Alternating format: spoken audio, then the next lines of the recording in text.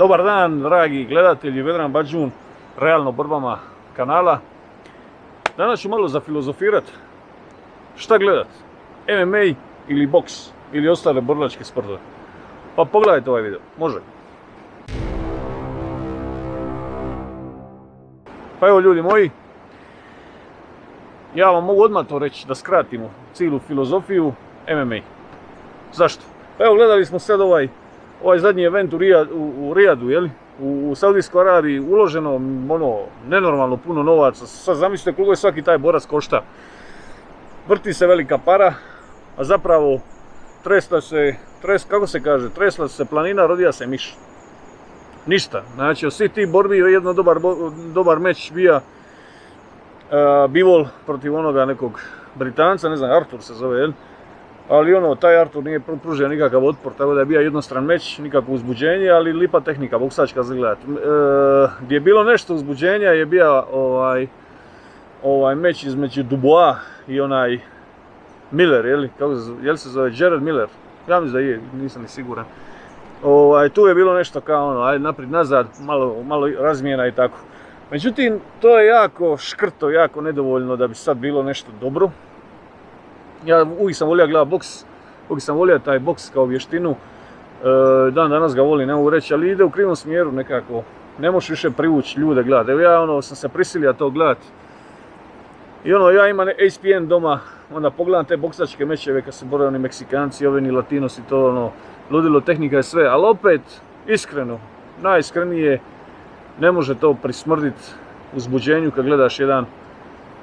Mislim uzbuđenju, ja sad govorim drugim ljudima, ja se ne uzbudim na ništa, brate mili. Kad gledaš neki meč između, ne znam, bilo koji meč u MMA-u, jer ne mora to biti neka najbolja promocija, najlošija, obična neka promocija, seoski neki događaj, puno je zanimljivije nego sam boks. Boks je limitiran, šta imaš? Imaš ruke, pa gađa, imaš 2 mete, imaš tilo i glavu i to je to. To je sve. Znači imaš par tih udaraca i kombinacije, to je sve. U tome je lipota, to je jednostavnosti, ali nekako to meni šta ja znam, nije mi baš dovoljna vještina, jel? S druge strane, gledali smo kao kad se pojavio kickboxing, full contact, da su oni pokušavali srušiti boks tim, međutim niko nije boksu mogao ni prismrditi. Dan danas po biznisu, po novcima opet ne može, po isplati boraca ne može se prismrditi ovome boksu, ali po uzbuđenju, da. Recimo svi ovi koji vole ruke, noge, sportove s rukama i nogama, tipa kickboxing, tipa K1, tipa Muay Thai, ne znam sve šta, nama je draže uvijek bilo gledati to, pogotovo meni tajlandski boks nema premca, pogotovo sad u One FC-u malih rukavica što rade, to je atraktivno za poluditi, to mi je atraktivnije nego i MMA, meni. Ali realno rečeno, gledajući taj MMA je najkompleksniji, to je najrealnija stvar što se tiče kad se na ulici potučeš, sve ćeš koristiti, nećeš doći samo boksat, nećeš samo doći Muay Thai, nego ćeš sve koristiti šta god možeš.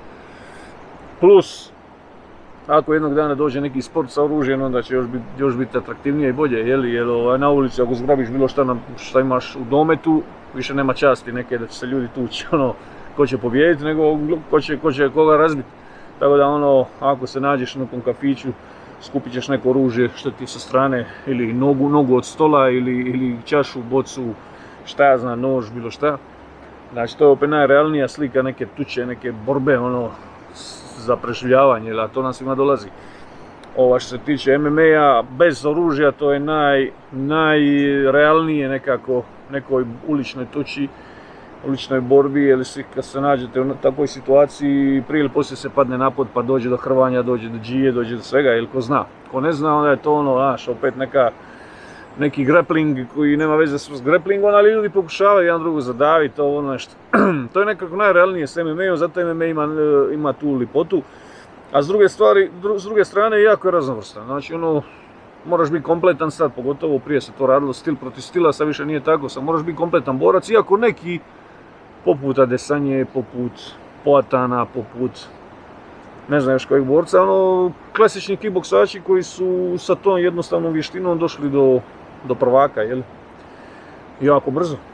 I neki su to branili, tako da može čak i ti kickboksači isto, ali nikad nisam vidio boksača zapravo, koji je samo boksač da je došao do titule, jel? I da se uopće dobro proveo u MMA-u. Ne mogu, jednostavno ne mogu. Nisu otporni na low kickove, ne znaju greplat, ne znaju zapravo ništa osim boksati, jel? To nije dovoljno. Nego se baci noge, gotovo tvoj boks.